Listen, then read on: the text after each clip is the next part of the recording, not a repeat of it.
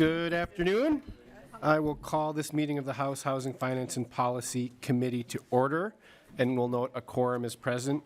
First up, we have approval of the minutes. I'll ask Representative Norris, have you had a chance to review the minutes? Yes, Chair Howard, and I will move the minute 14th meeting. Representative Norris moves the minutes. All those in favor say aye. Aye. Opposed?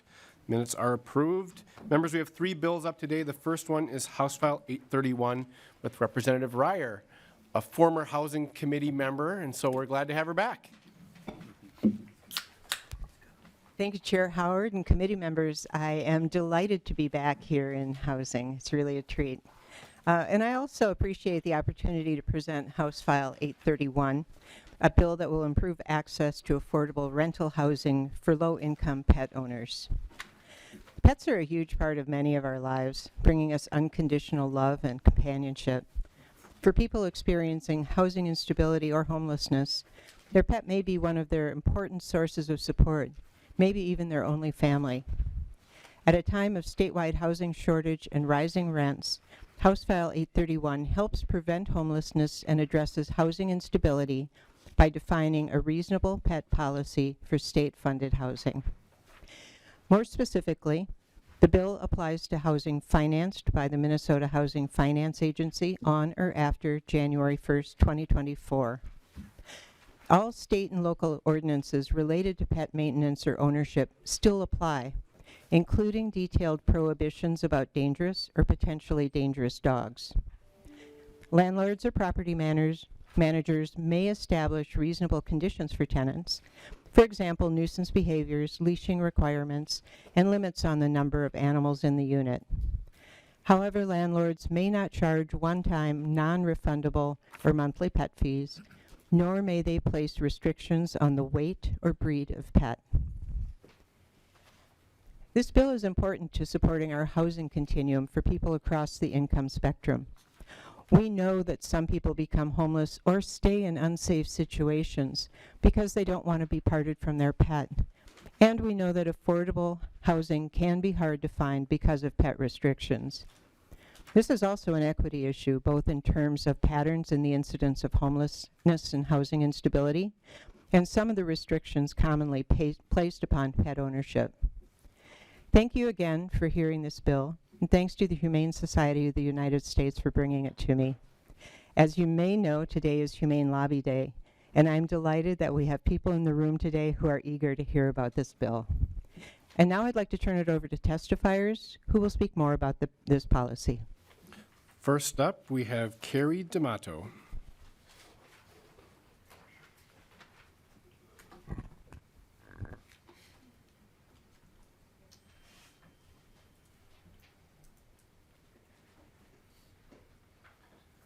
Welcome to the committee. Thank you. Thanks so much for having me. First, I just want to say thank you for the opportunity to speak. Can you guys hear me okay? Yes. Okay. For the opportunity to speak on a very important issue in our community, which is housing insecurity and how it affects people in crisis and their family members, their pets. So animal welfare is a hugely emotional topic. We all know this.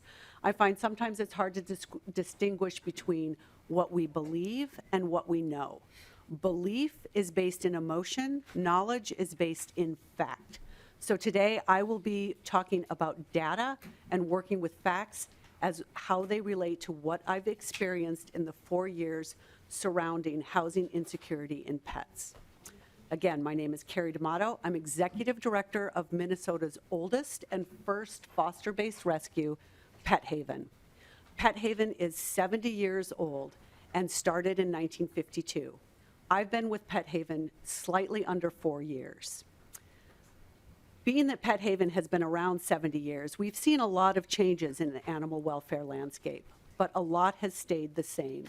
People and pets still need help, and that help that they need is now more than ever.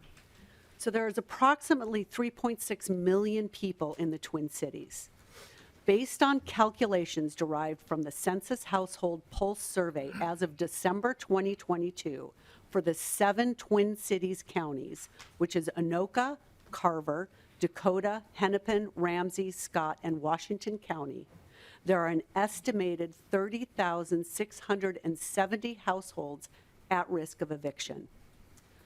A national study conducted by Maddie's Fund found 65% of households in Minnesota have pets, and the average pet-owning household is 2.2 pets per household. This would mean 43,856 pets were potentially at risk of homelessness in December of 2022 last year. It's an alarming number. At Pet Haven, this number doesn't surprise us. As part of our service to the community, we offer a crisis owner surrender program where people can apply to surrender their pet, their family member.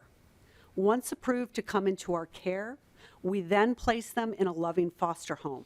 This is not a temporary foster program, this is permanent surrender, and we work then to find a permanent home for them. This is never an easy decision for people to make. I personally process many of these surrenders, and I can tell you, many, many tears are shed, and gratitude is felt with lots of hugs for these people finding a safe place for their family member to land, their pet, their family. This program is extremely valuable as it not only helps people in crisis have peace of mind their family member will be taken care of, it also keeps pets out of our sheltering system, leaving space for strays and emergency situations. We have seen a dramatic uptick in the need of people to surrender pets. This increase is a direct result of housing insecurity. Many of these pets that come to us don't need to. Real quick, some data.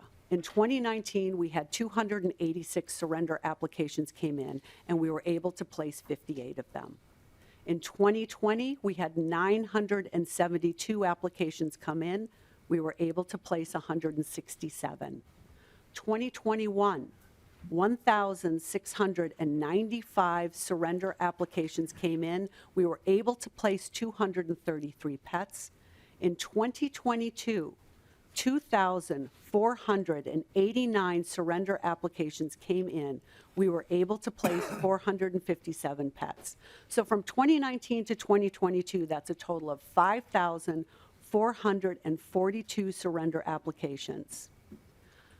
I like data. As you can see, I've got just a little bit more, so give me a second. So 43% of these applications were a direct result of housing insecurity. So from 2019 to 2022, that is 4,023 surrender applications as a direct result of housing insecurity. These are for all pets, for cats, for dogs, for all pets. Of that 423 applications, 21% of that loss of housing were currently homeless. That's 844 pets. 79% of that 4,023 applications were at risk of being homeless within the next 1 to 2 months. That's 3,178 pets, family members. 87% of our applications that were experiencing housing insecurity noted no longer can afford rent and cannot find affordable housing that accepts pets. This was the answer of 3,501 people who applied to surrender their family member from 2019 to the end of 2022. If you could conclude your comments soon, Ms. D'Amato. Thank you. Okay. Thank you. That's it? Thank you. Okay. All right. Thank you very much. I appreciate your time. Thank you. Up next, we have Shannon Glenn.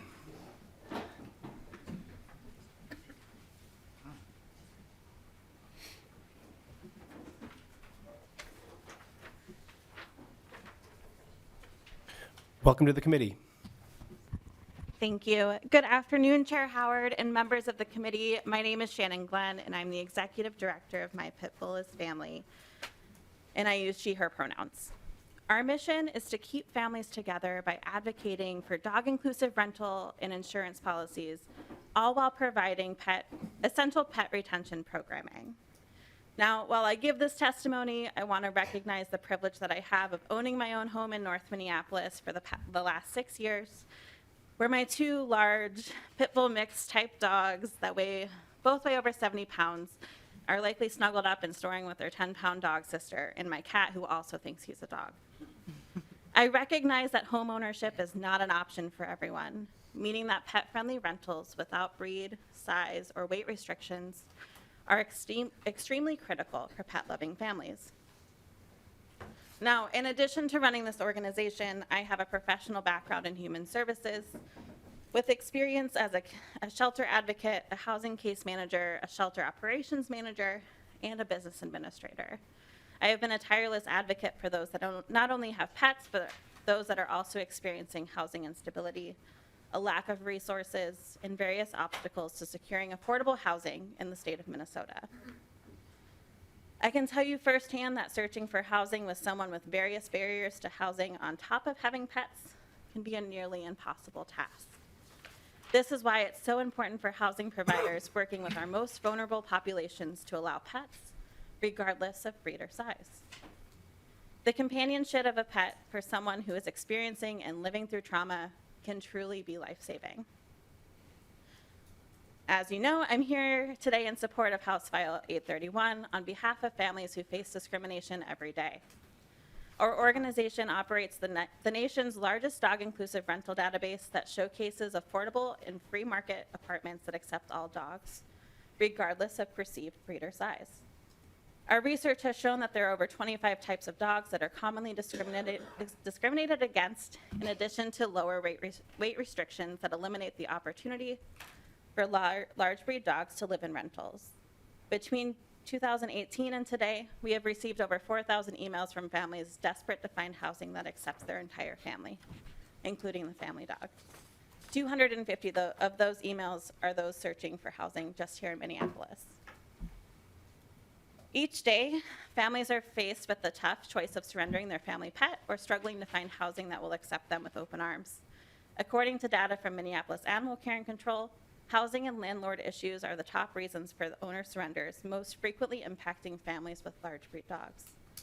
I believe that this bill is a start to ending discrimination against pet owners in the state of Minnesota. By doing this, families will have more options available to them when searching for a place to call home, specifically our lower income families and families of color. Of the 250 families that contacted us searching for housing help in Minnesota, the average max price for a rental they could afford was $1,150 per month, with many families searching for a rental that would accept their pets between $500 and $800 a month. Now, affordable housing is a whole nother testimony here, but want to do that as well. Our National Rental Research Dashboard shows that there are a total of 293 rentals that we have collected data on in the state of Minnesota, with the majority of listings in the Twin Cities area. 273 of those rentals have discriminatory pet policies, meaning that there are breed, weight, or size restrictions, and only 19 that are inclusive to all dogs. We also show that the average pet rent per month is about $40 per pet, and the average pet fees, including non-refundable deposits, is $258. Our support of this bill is to allow our most vulnerable populations to have equitable access to pet ownership and to reduce the number of relinquishments to local shelters and rescue organizations. We also operate the North Minneapolis Pet Resource Center program in the Weber-Camden neighborhood, where we support roughly 100 families each week with pet food and supplies. Outside of the conversations about basic needs for their pets, housing instability is the second largest conversation that our volunteers have with community members and we attempt to address. The community members that we support through this program have an annual household income of less than $40,000, and nearly 75% of the community members we work with receive at least one public benefit. Now, I know that there's opposition to this bill, and the opposition is concerned about damage or nuisances that can be caused by pets while living in a rental. It's important to note that under the provisions of this bill, property management will still be permitted to regulate pet behavior and take steps to protect their residents from dangerous and ill-behaving animals, and allow for situation-based pet policies to hold pet owners accountable for any damage caused. This common sense legislation will put the focus where it belongs, on the behavior of the individual and the pet, and the responsibility of the owners. Another point that opposition has been concerned with is around pit bull type dogs. And now, being the executive director of My Pit Bull's Family, I would be doing a disservice if I didn't talk about pit bull type dogs. According to multiple peer-reviewed scientific studies, there is no correlation between breed and behavior. And quite frankly, this legislation is not specific for families with pit bull type dogs. But of course, families like mine will benefit from this legislation where breed and weight restrictions are removed in rental pet policies. On behalf of families across the state and the country who are searching for a place to call home with their family pet, I thank you for your time and consideration, and I'm happy to answer any questions you may have. Thank you. Next, we have Julie Wall.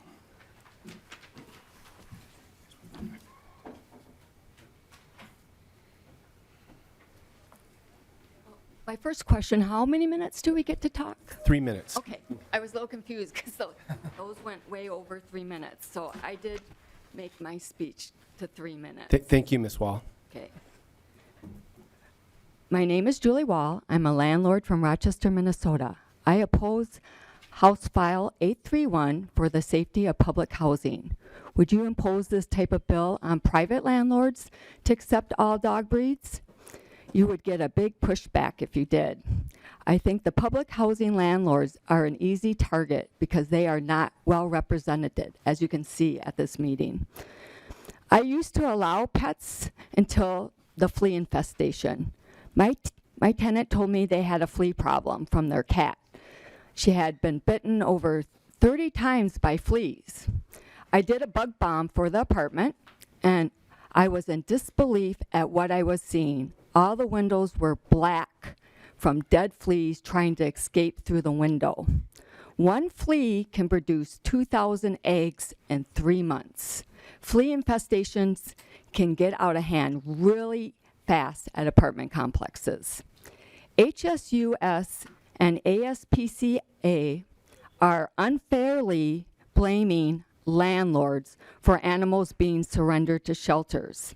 I did forward you a study from 2021 that the #1 reason for returning dogs to shelters is behavior. Problem dogs do not belong at big apartment complexes. And then the next thing I would like to see evidence and numbers of the Minnesota public housing tenants who are turned away because of having a certain type of pet. This bill should not be considered without those numbers. I looked up HUD reasons for turning down tenants, and pet choice was not even there. They listed 4 other reasons. I sent the link to that article. And HUD has no problem with landlords regulating pets by size or type. HUD has no problem with landlords charging a pet deposit.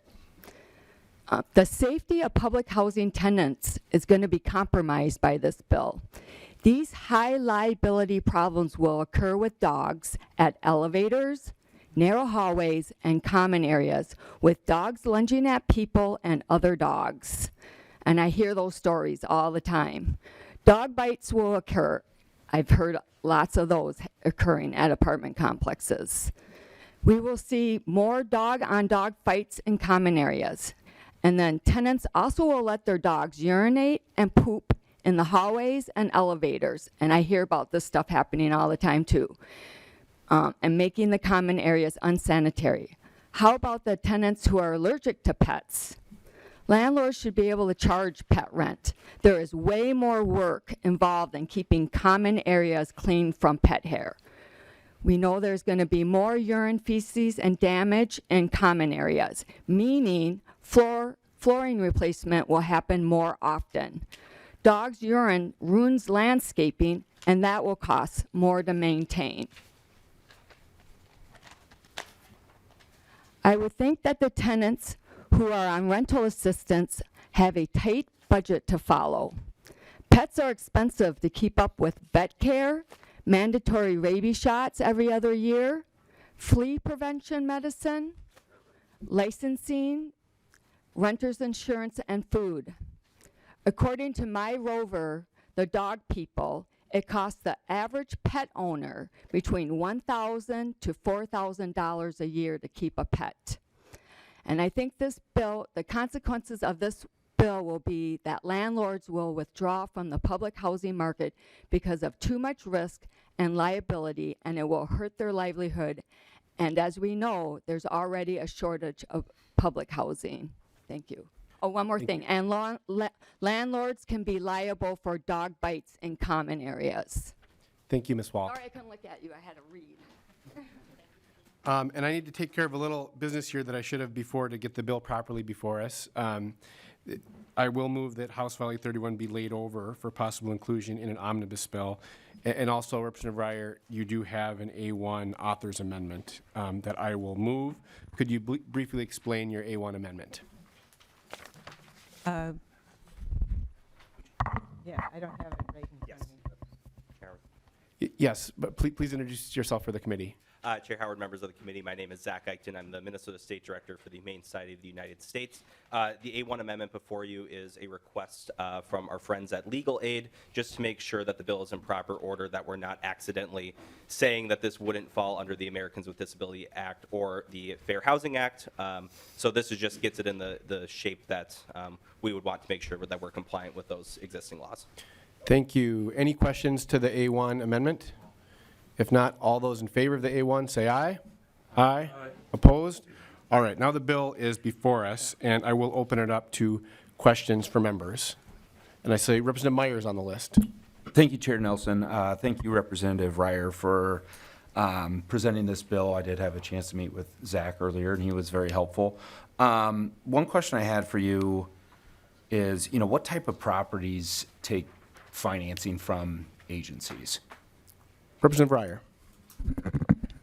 Thank you, Mr. Chair. Thank you, Representative. Based on my experience on the Housing Committee last session, the Minnesota Housing Finance Agency funds a great deal of multifamily housing, primarily at lower income levels. I don't have this session's data at hand, but that's a great deal of the work. I think that the types of information that you would have been receiving from Commissioner Ho on the context of their work, that would be the scope of the business. Okay. Representative Myers. Thank you. And the reason I ask is just, and I'll have to go back and look as well, but, having something like this, how many properties is this going to affect, given what, and Zach and I talked about this a little bit, putting the priority to, getting people that need housing and not putting in some potential roadblocks that would maybe limit one of the tools that we have to get people in housing. Representative Johnson. Chair Howard, Representative Reyer, I understand the concept of this bill, and I think it's great for families to have pets when they can afford them. I do have a couple different questions. One dealing with the liability if something happens. Should a pet do damage or injure, especially if they injure somebody? I see in the bill that doesn't, under the reasonable conditions allowed, it does say that requiring liability is a condition that can be put in but does not have to be, depending on how things go with negotiations with probably have to negotiate with the tenants in the buildings at the time when they put these new rules in, because they're not in the current leases. But I'm not sure how that's going to work yet. It's not really described in the bill how to do that. But what I'm wondering, if there is no insurance, and in line 2.4 to 2.5, it says this section does not alter the rights and duties. The key word there is duties of the landlord with respect to preventing harm. So if one of these animals would injure somebody, whether it's in the common area, outside the building, or wherever, even in the apartment, would the housing provider have any liability issues? Representative Reyer. Thank you, Mr. Chair. Thank you, Representative. I'm going to start with one part of your questions and then turn it over to Mr. Eichten. To the first part, I think it's really important to note that this applies only to buildings that will be constructed starting 2024. So existing buildings that were funded by the MHFA are not included, so they don't have to retroactively work with tenants and figure those things out. And that was an important part of the bill because we didn't want to put people who had made investments in an awkward situation and have to renegotiate leases and so forth. Now to the rest of your questions.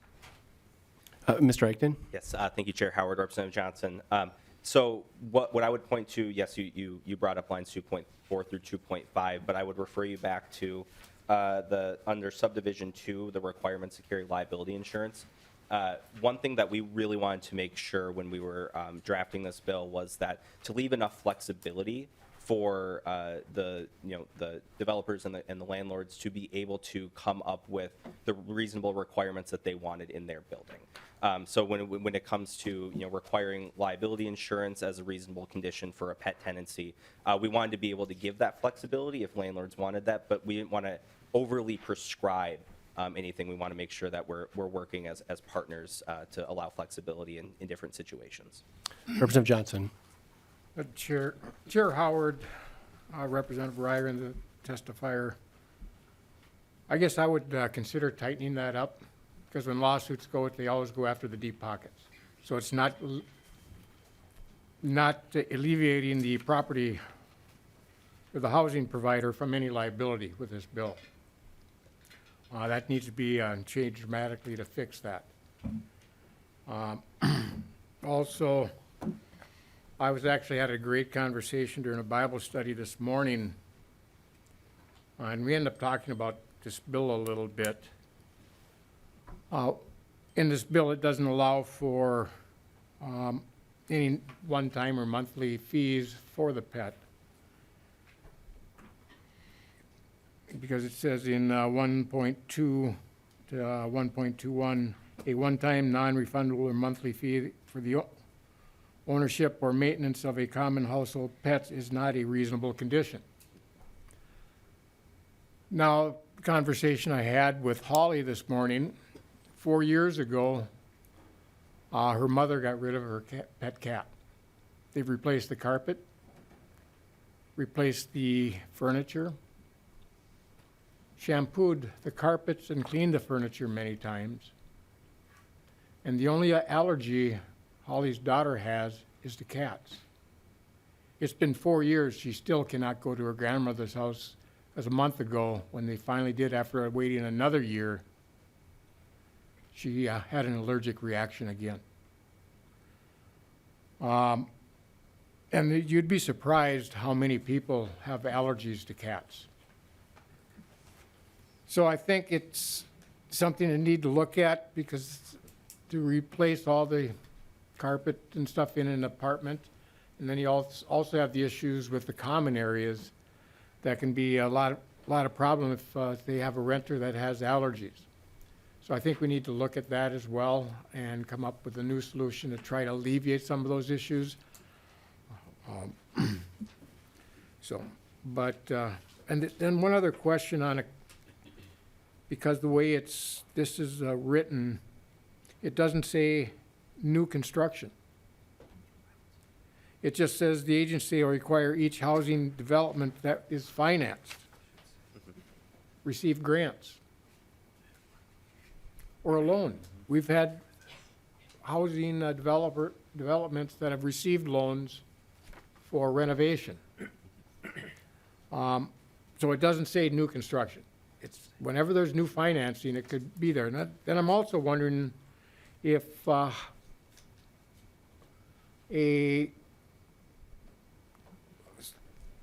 housing provider started allowing Section 8 housing, is that part of the financing, or is that, would that not qualify under this bill? Representative Reyer or Mr. Eichten? Chair Howard, Representative Johnson, thanks. I'm going to try to answer all your questions, but if I miss one, feel free to let me know. So first, to the pet deposits on You're right, in the reasonable conditions allowed on line 1.20 through 1.21, we do say non-refundable pet deposits or monthly fees would not be a reasonable condition. However, refundable pet deposits, we would actually encourage developers to have those for all the reasons you listed about making sure that if there is any maintenance related to the pet, that you are able to have that. The reason why we want to be clear about non-refundable pet deposits is because of the type of housing that we're targeting. Because we're going for housing that's for low-income folks, that it's being developed by the Housing Finance Agency, that if the pet causes no damage, you're able to get that money back. Those are the types of folks that we want to make sure if there's any fees that are associated, if they don't need to be imposed at the end of the lease, they're able to get that money back. And then up in subdivision 1 on the requirements, we are saying housing developments, so that wouldn't impact anything that's like emergency rental assistance or Section 8 vouchers or any other types of vouchers like that. This is for the construction acquisition of housing that would be targeted for folks with low incomes that happen to have pets. Any further comments, Mr. Johnson?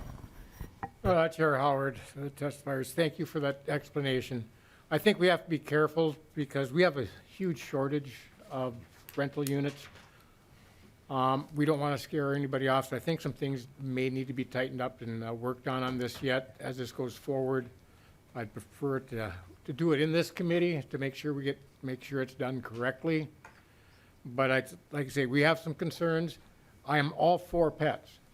One thing I will say, my wife would be very happy that snakes aren't included in this. Yeah, Chair Howard, the definition that we have for common household pets is from HUD definitions. So snakes are not included for HUD definitions either. So I'm glad, and I'm happy to work with you and your colleagues on language adjustments as we move forward. I understand the bill is being laid over.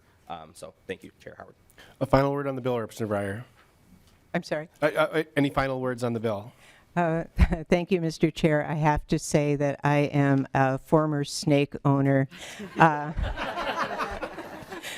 I really did love Cornwallis, the corn snake, and he went to live with my son when we moved into a rental apartment that does allow pets. I want to say that I appreciate the conversation. I appreciate the feedback. That's how we improve our legislation and get good work done. So thank you for that.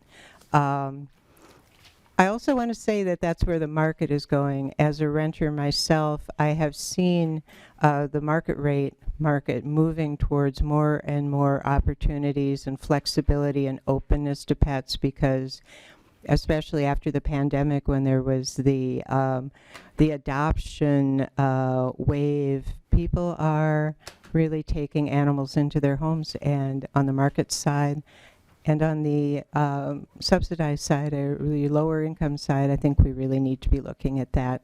I appreciate this bill, and thank you for hearing it. Thank you, Representative Reyer. So I'll renew my motion that House File 831 as amended be laid over for possible inclusion in an omnibus bill, and with that, the bill is laid over. Next bill before us is House File 758, Representative Pérez-Vega.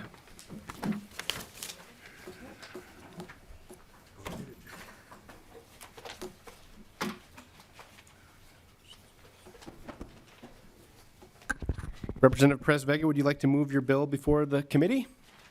Yes, I would, Mr. Chair. So moved. Present your bill. Hello, Mr. Chair and members of the committee. Thank you for the opportunity to talk about this bill, HF 758 today, which will improve access to pet-friendly housing across the state.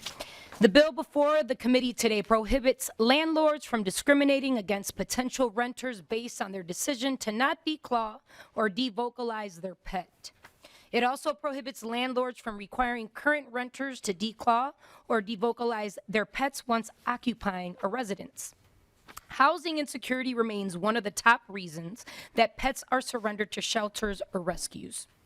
Frequently, this is due to pet-friendly housing options being not so pet-friendly once you take a closer look. One of the most misguided requirements is requiring the permanent surgical alteration of a pet through declawing of cats and the devocalizations of dogs. Declawing is a painful procedure where the last bone in each toe of an animal is amputated in an attempt to remove the animal's nail. The equivalent in humans is cutting off your fingers at the last knuckle. Declawing can cause nerve damage, phantom pain, pain from bone fragments left behind, or arthritis, and pain-related behavior issues like biting and avoiding the litter box. Nobody wants a cat going potty outside the litter box. According to the National American Humane Society, for these reasons and more, there is a growing number of veterinarian organizations opposing declawing. Devocalization, or debarking, is a procedure where the vocal cords of an animal are cut in an attempt to make the animal quieter.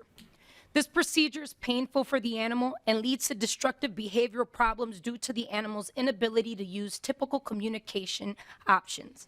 Luckily, this procedure is very rare, but the way our laws are written technically, landlords in Minnesota could make that a requirement for dogs in a rental unit. As a renter, I can't imagine having to do this to my dog, Esco Mark Anthony, and the trauma it would cause to him and my family. My 7-pound miniature pinscher's bark is used to communicate when he has to go outside to use the bathroom, to get treats from my toddler, or even alert that our delivery has arrived. His bark is controlled and is a part of our daily lives. Most importantly, even more of his voice being a gift to my family and to myself is the ability of Esco Mark Anthony being able to communicate when I need to get a sugar snack to level my insulin intake when my blood glucose as a type 1 diabetic may fall low. My miniature pinscher's voice is of value in our family of renters. I'm grateful to have a landlord who supports families to have pets and encourage that if this is a problem for landlords with tenants who have loved dogs, then they as landlords should suggest tenants to enroll their 4-legged family member to take a behavioral training class instead of a surgical procedure that would permanently affect their voice. Requiring declawing or debarking as a condition of tenancy is an extreme response to a problem that hasn't been presented, as the cat or dog hasn't even stepped into the apartment. The decision to do any major surgery such as declawing or devocalizing a pet, your cat and your dog without a voice as a singer, I don't know how I take that, should be made with consultation with a licensed veterinarian and only due to medical necessity. Ellos tienes voces. Your pets have voices. Let them sing. Both of these procedures lead to long behavioral problems which can leave a unit in far worse condition if we surgically change an animal. Ultimately, if we want to have pet-friendly rental units, we are increasingly sought after. The units need to be truly friendly to our pets. I asked members of the Housing Policy and Finance Committee to support HF 758. Gracias. And now, Mr. Chair, I'd like to invite our testifiers we have here today.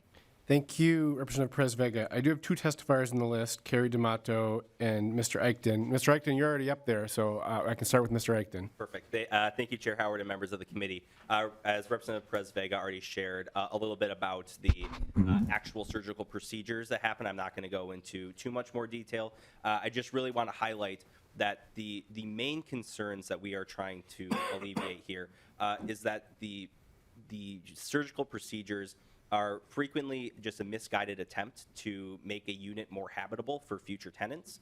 But in reality, they actually lead to worse property later on because of the behavioral issues that these can cause. With declawing of cats, the main thing that we see is litter box avoidance or biting. Both things would be not great for the unit moving forward. And with devocalization or debarking, aggression and property damage are the main behavioral issues we see with dogs that have been devocalized. Both are worse for the unit in the long term, and they are both of these issues are remedied with either soft nail caps that you can get for your cats, or there's new technology around like collars that will like spray a little bit of water into a dog's face when they start barking. There are humane options that you can go along with, behavioral classes for animals. So with that, we would just appreciate your support moving forward on House File 758. We have one more testifier, but I'll be back here if you have any questions on the bill. Thank you. Thank you. Up next, Carrie D'Amato.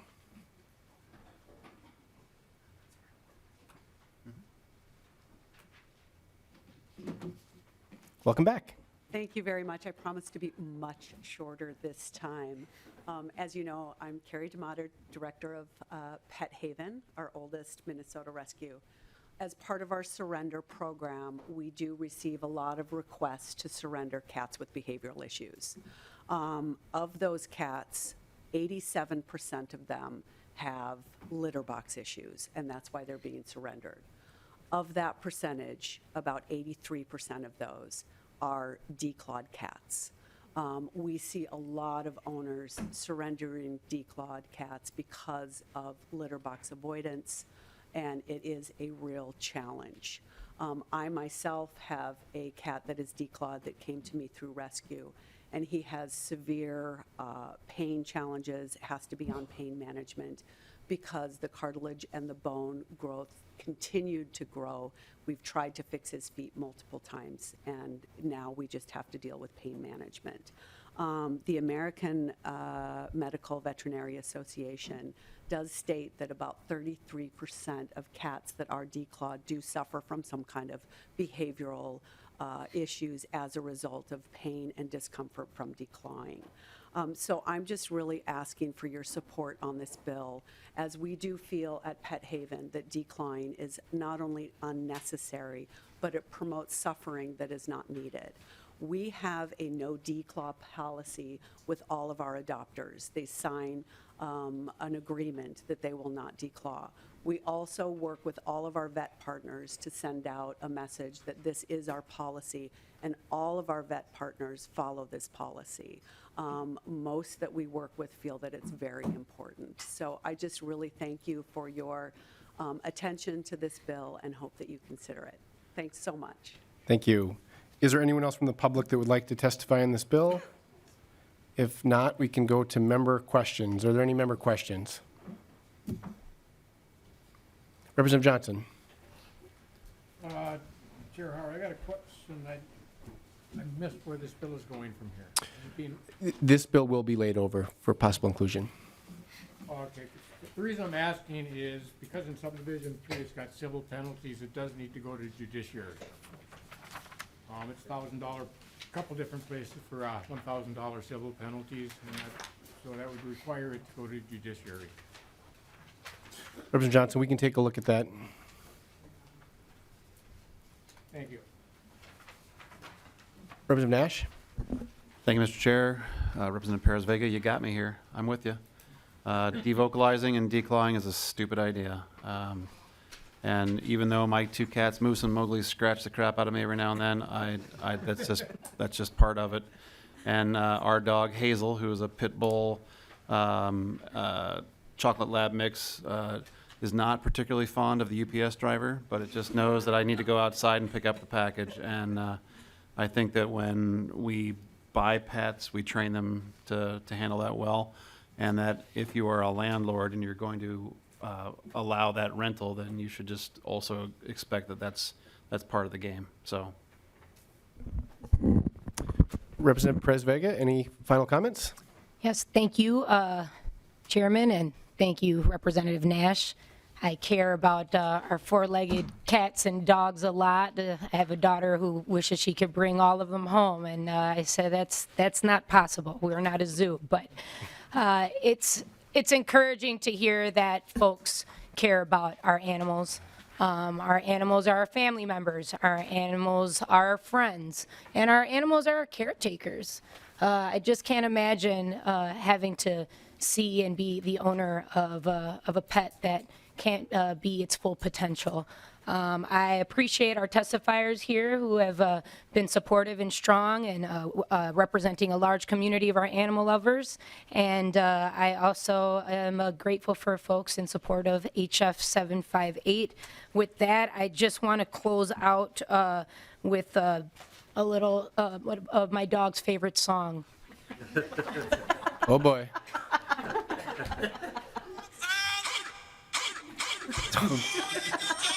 Thank you. You left me speechless there, Representative Pérez-Vega. But I will renew my motion that House File 758 be laid over for possible inclusion and omnibus bill, and the bill is laid over. Gracias. Up next is House File 1219, Representative Kozlowski.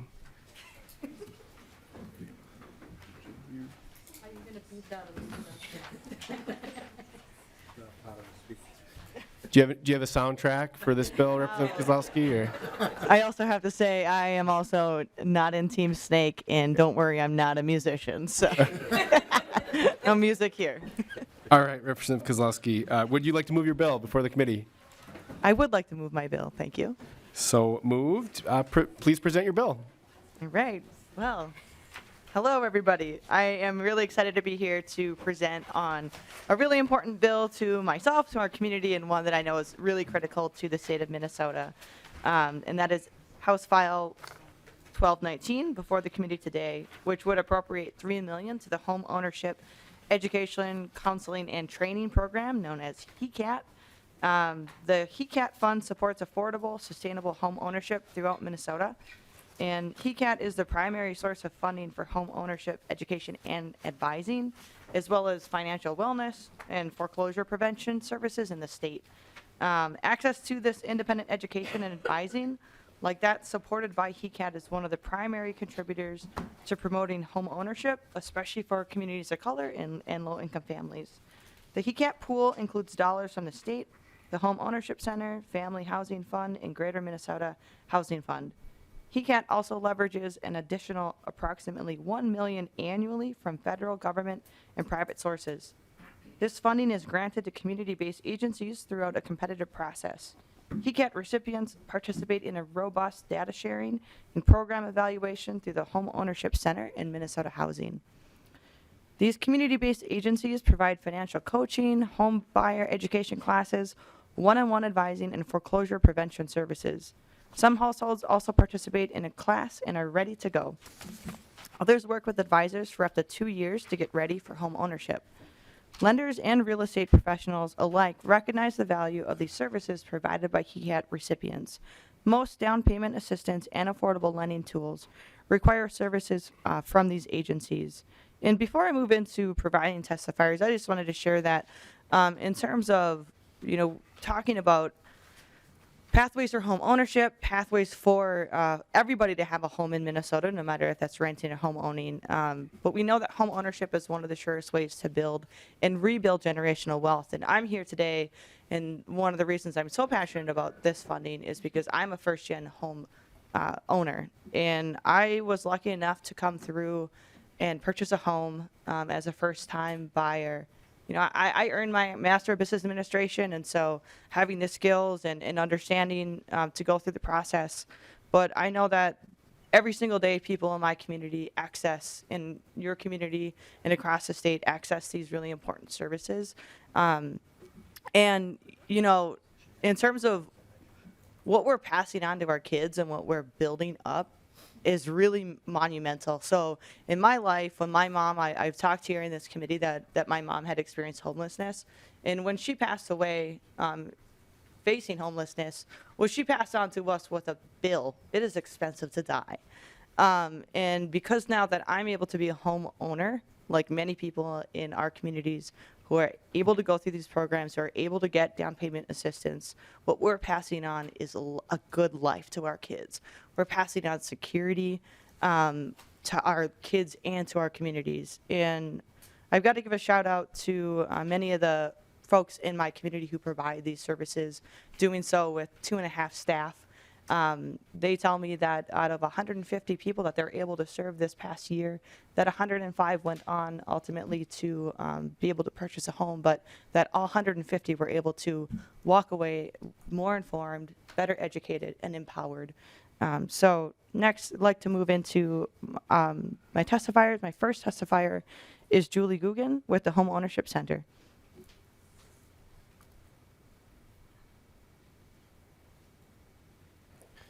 Ms. Guggen, welcome to the committee. Thank you. Good afternoon. Chair Howard and members of the committee, my name is Julie Guggen. I'm the president of the nonprofit Minnesota Homeownership Center. The center believes that owning a home is a foundation for personal success. For close to 30 years, we've worked to educate potential home buyers on the complicated process of qualifying for a mortgage, affording down payment and closing costs, and transitioning to sustainable homeownership.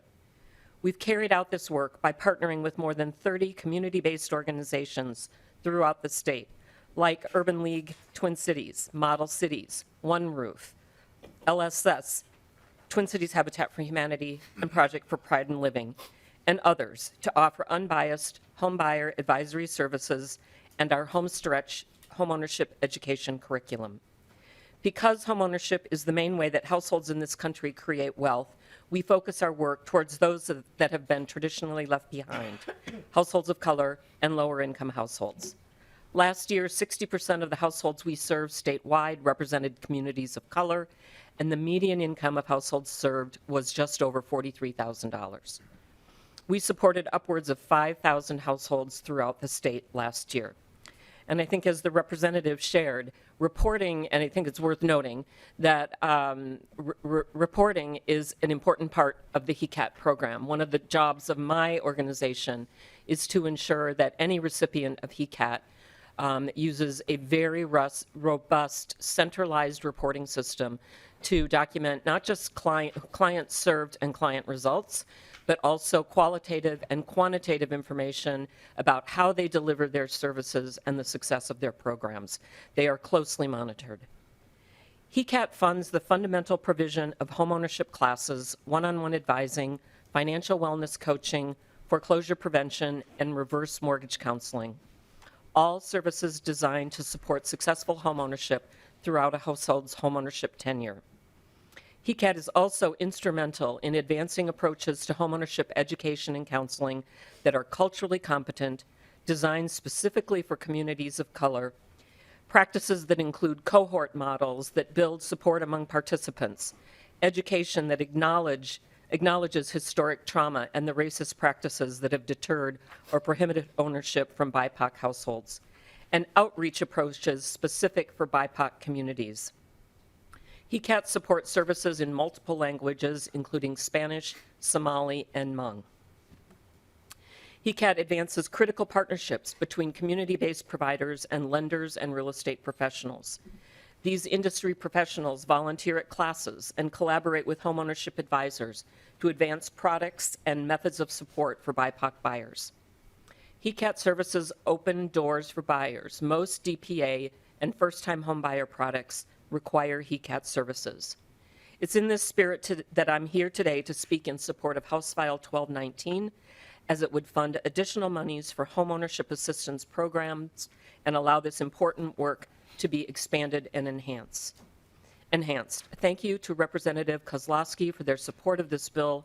Thank you all for your attention. I'd be happy to answer questions when the time is right. Thank you. Up next, we have Henry Rucker, Coaching and Homeownership Manager with Project for Pride in Living.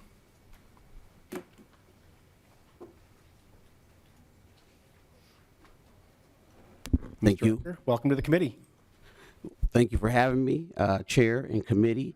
My name is Henry Rucker. I'm the Financial Coaching and Homeownership Manager for Project for Pride in Living, also known as PPL. And just to kind of add on to what Julie talked about, I think, and as Representative said, first-generation buyers is we need to educate them.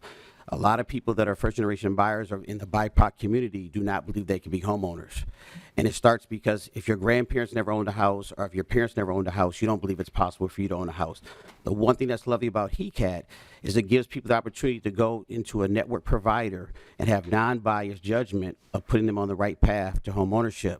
Maybe from working with them one-on-one with credit, maybe working with them one-on-one around savings, and also just really talking to them about the possibilities of being a homeowner. A lot of times people don't feel like they can be a homeowner. And I think the one thing about HECAT, it emphasizes the home stretch workshop. So it allows people to come in a non-biased way and then get information that may lead them to calling that nonprofit and saying, hey, I'd like to take that next step. I think having the access to a person that also looks like you in a nonprofit sector that's not there to judge you, but is there to work with you also makes a difference as well. I asked you guys, how did you become a homeowner? Right? I asked myself, how did I become a homeowner? If that path is clear for you, I think it's easy. But let's think about the people where the path is not clear for them. We want to make sure that that path is there for them. You all know we have one of the worst disparity gaps in the state of throughout the country when it comes to home ownership. I would also share that the net worth for a person of color that owns a house is zero. right? How do we fix that? How do we make sure that people can come into the doors of a nonprofit such as PPL, Twin Cities Habitat, the Urban League, Model Cities, and say, hey, I think I want to achieve that goal. We're here also talking about the rent, right? It's also sometimes cheaper for a person to buy a house than it is to actually pay in rent. How do they get to that path? I asked a lot of you today, when was the last time some of us did a budget? Right? These are things that we work with people on a one-on-one advising capacity. What is your credit score to buy a house? What is needed as far as a down payment? Julie mentioned a lot of people don't know that there are down payment assistance programs out there. If I don't know about those, how do I find out about them if I don't have a person in my family that's become a homeowner? We're talking about first generation. There's about 5,000 people that are in a position today that could be homeowners that don't have the idea that they could be a homeowner because it's never been introduced to them. We can do a lot more, and by expanding this work, we can get more people that are frontline workers that to help people to understand they can become homeowners, and that homeownership is a path. My daughter is 16 years old, and the thing I always think about, she's come home from the hospital to a house, but what about that 16-year-old child that's never come home and have always been in a rental situation?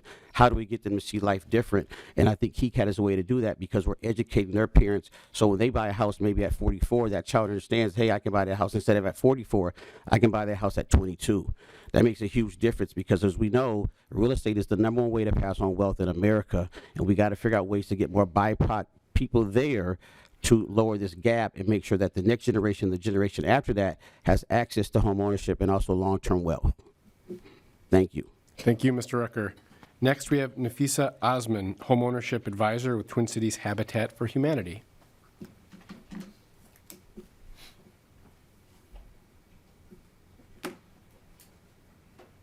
Welcome to the committee. Thank you.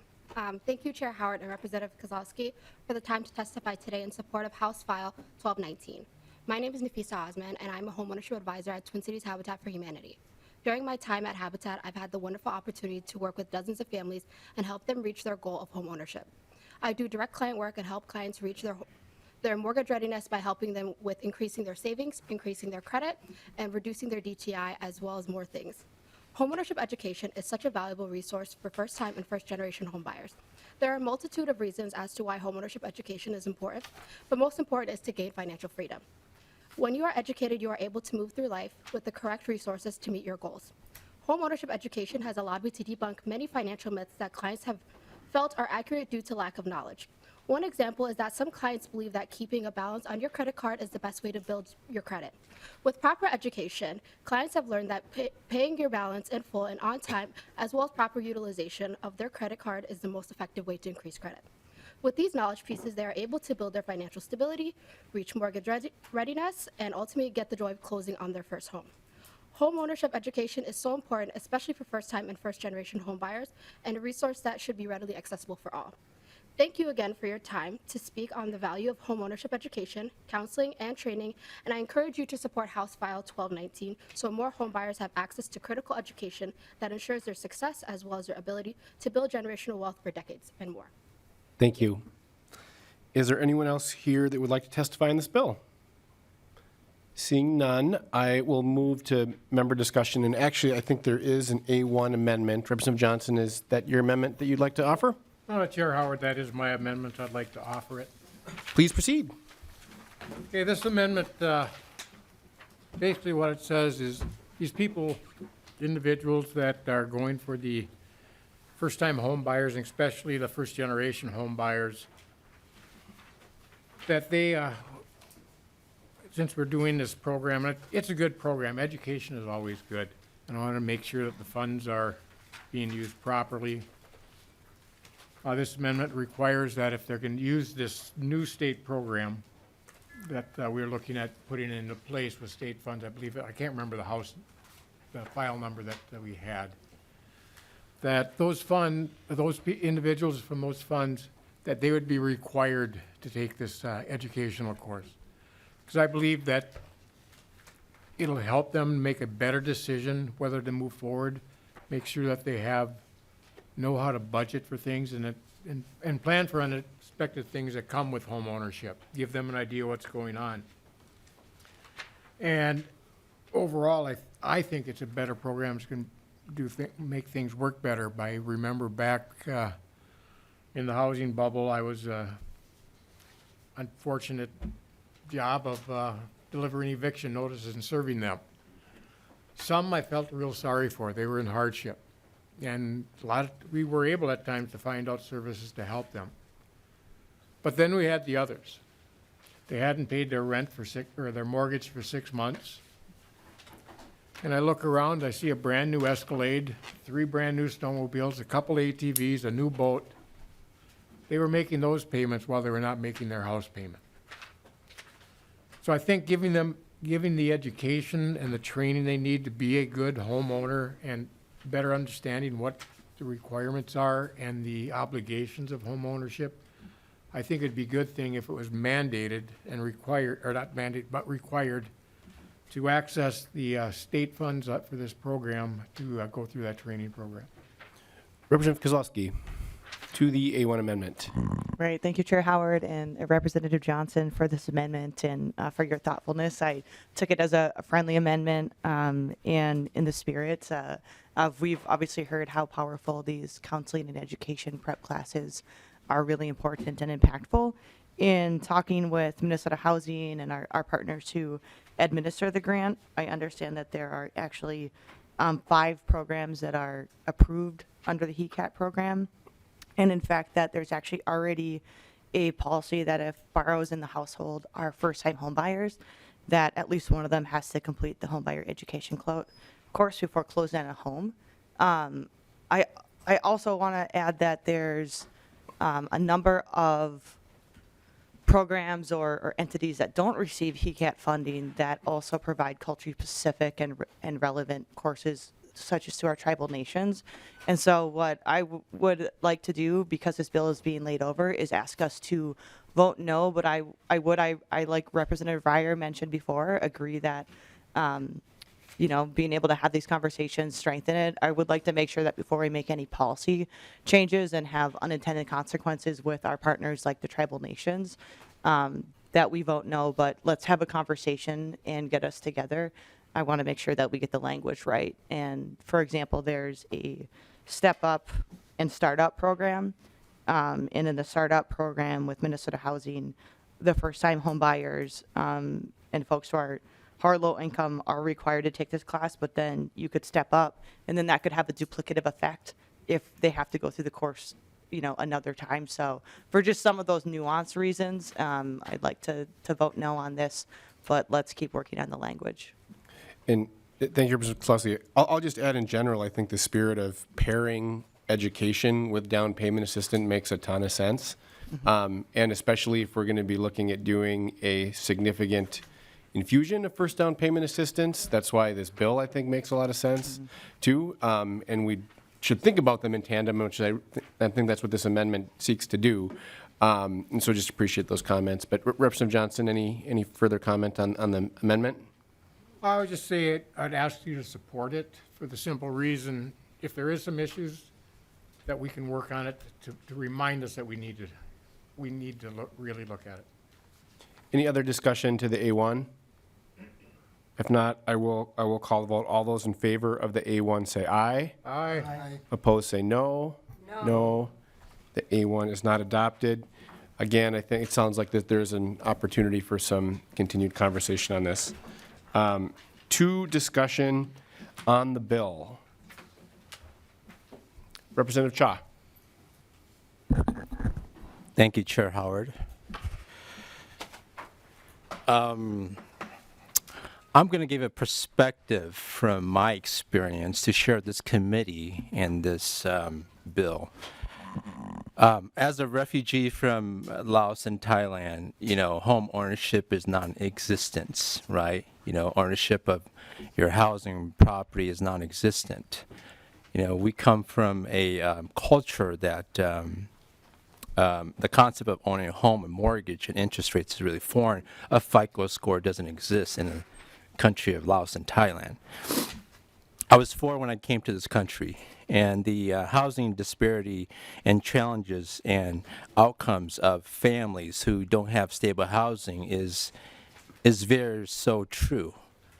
I am a lucky refugee who happened to be sitting in the seat And I'm very, very lucky to be here. But it's because of those voucher programs, and it's because of programs like this. My parents purchased their first house because they went through a similar program like this. And that was how we were able to get into our first house. You know, so programs like this is very essential. The reason why I took up a career in the housing industry as a mortgage broker is because of the housing disparity, is because of the challenges of housing in my community and how it affected me as a refugee, as a student, and as an American. And so, as a mortgage broker, the program you stated here where you said that there was 150 and 105 went on to buy homes. But let me tell you something. Those 45 that did not qualify today will come back.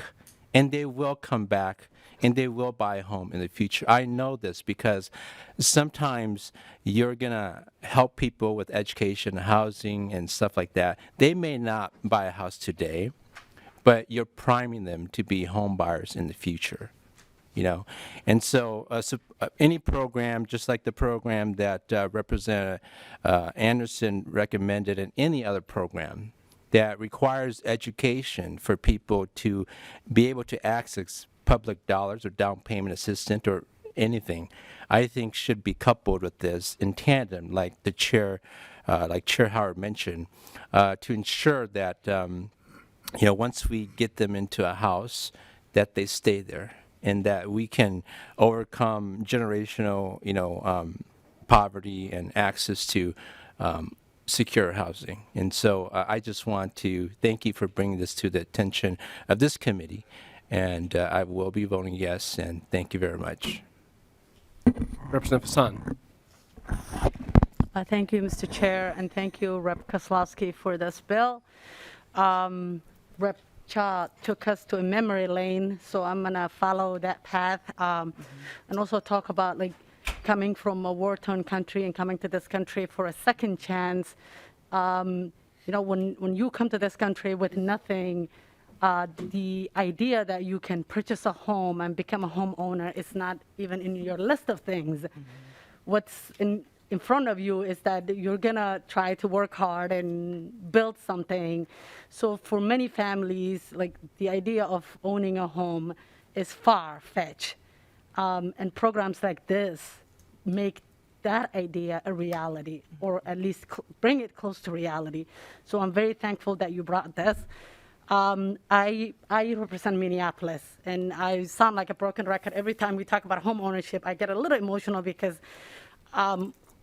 people will stop me at, you know, at the line at Target and ask me about how can I purchase a home? What can I do? Where can I get information? So we, as, you know, a leader in this state, and all of us are sitting here, I encourage us to like really help people remove barriers. There's too many barriers. I know some folks think that we don't have, our systems are not, you know, built strong enough that it doesn't have accountability.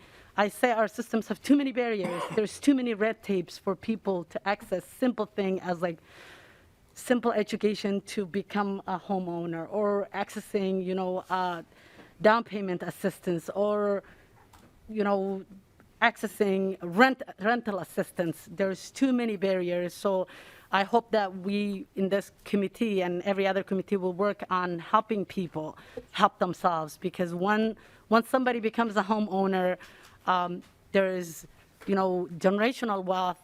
There's also stabilization of neighborhoods.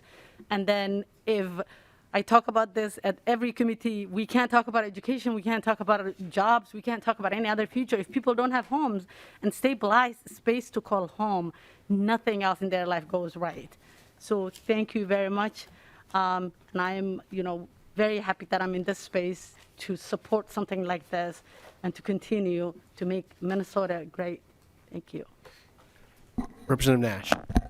Thanks, Mr. Chair, and Representative Kozlowski, or maybe to the author, or to the testifier. How many languages are you assisting people in? Because I'm guessing, I serve on the Council for Asian Pacific Islander Minnesotans, and I'm just wondering, are we covering all of the bases that we need to? Because I think that's, I mean, if you're going to educate somebody that English is not their first language, we should probably step up and check the boxes. So what, how many are we talking about here? So if you would. Representative Kozlowski or Ms. Guggen? I'll just say thank you for Chair and Representative Nash. Thank you for that question. I know in my community we have, Spanish and Hmong and German and Ojibwe languages, and we're doing a lot of work to be able to get languages translated or written and having interpreters. But I'll actually turn that over to the testifier to answer a little bit more. Ms. Guggen? Chair Howard, Representative Nash, it's excellent question. We've talked about Spanish, Somali, and Hmong. Those are pretty standard languages that services are available in. And then we do different nonprofit organizations or community-based organizations will build their bench strength for translation based on who's in their community. So we've also had services in Vietnamese and other African languages as well. So and one of the things that HECAT dollars can be used for is hiring translation services as well. So for those languages that aren't covered by staff or volunteers, we can hire those translation services. Representative Nash? Yeah, thank you, Mr. Chair. And the question gets more detailed. I speak fluent German, and I speak a couple different dialects of it. Dialectical is also quite important, and I'm just wondering if those are the things that you're going down. Just because, again, if you're going to learn, well, for Representative Cha, a whole different concept of owning something, which I highly encourage, and I think it's great. As mind-blowing as that is, it's best learned in a language that you are proficient in. So I just hope that if you wanted to follow up, that'd be great. Because I know that, we talk about a lot of the Karen folks, and that's very, very difficult for us to easily find somebody. So just want to make sure that we're properly resourcing this aspect. Because I do also think, and having spoken to you and others, that this program ultimately will lessen some of the burdens on the courts, because now we're not having to go through some of the legal proceedings. So if we can properly educate someone on how to be a good homeowner, that we're going to see a lot less of the engagements that we may elsewhere. So once again, I'm beating the drum on languages because I think it's important. And I'll just chime in really quick and just say that in terms of the intersection of language justice as well as culturally appropriate and relevant is also very important. And so that to the point of the amendment and to the work of how these dollars are with the competitive process directed in partnership with culturally affirming programs is also very, very important. Because when, for me, as a Mexican-American and Ojibwe person, being able to go to a community member that understands that how we talk about, well, what we talk about in a home and within our language, our culture, multi-generational, all of these aspects are really important in that mix of things. So thank you for the question. Representative Cha, I saw you on this point. And Yes. Yeah. Representative Cha. I just want to add to Representative Nash what he said, and I want to also bring up this point is that even though, for example, in my community, even though we speak Hmong, it doesn't mean that we actually read Hmong, right? So the literacy thing. And so when you're thinking about crafting, informational messages, you should also consider having like videos instead of just written language, right? Because that's still a barrier for a lot of communities that they speak the language, but they don't necessarily can read it. And so, and just one more comment about home ownership is that in my community, the Hmong community, we don't engage in civil engagement until we own a home because we start paying taxes. And then we realize that we need to start voting. And so in my community, the Hmong community, home ownership means we're going to be more civil engaged. We're going to vote. We're going to go to city council. And that is the genesis of my pathway to be sitting in the seat, was that, it started with taxes. Thank you. I don't see any other folks on the list. Representative Kozlowski, a final word on the bill. All right. Well, in closing, again, I want to just say thank you for this conversation. We're going to continue the discussion. But suffice it to say, we know that the services that HECAT provide are critical to addressing not only the financial wellness aspect, but closing the racial home ownership gap, which is the second worst in the nation, as we've heard in this committee. To the point in the conversation that we were just having, I did just want to close with sharing a success story from this program from somebody from my community that was able to utilize these funds. And it's the Barnes family. They went through the counseling, the home buyer education over 2 years, and it truly was a team effort for them. Overcoming barriers to pay off debt and rehabbing student loan, they were able to, over the course of those 2 years, obtain a mortgage. And they reached out to thank and share a picture of the home that they purchased, and they went on to grow their family. So we know that these dollars are having a really real impact. And as a first-time home buyer, there's so many reasons how come we aren't buying homes, how come our folks are experiencing homelessness. But the bottom line is that we don't have to do any of this alone, and that's what we hear from home buyers. And with the investment from the state, with this ongoing and increased investment, means that home buyers and families and communities don't have to do it alone, and that we'll do it together with them and be there every step of the way. So I ask you for your support of this bill. Thank you. Thank you to our testifiers, and thank you to Representative Kozlowski. With that, I'll renew the motion that House File 1219 be laid over for possible inclusion in an omnibus bill. And with that, the bill is laid over. And with that, this committee is adjourned. Thank you.